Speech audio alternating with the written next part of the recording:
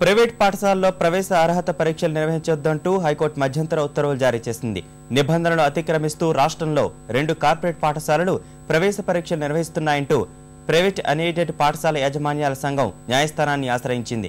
దీనిపై స్పందించిన హైకోర్టు పరీక్షల నిలుపుదలకు ఆదేశాలు జారీ చేసింది.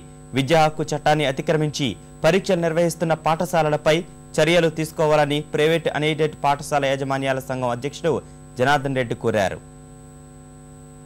ప్రస్తుత పరిస్థితుల్లో రైట్ టు ఎడ్యుకేషన్ యాక్ట్ ప్రకారము ఎలాంటి పరిస్థితుల్లో ఈ ఎంట్రన్స్ టెస్టులు కండక్ట్ చేయకూడదు, చట్టవిరుద్ధమైనటువంటిది.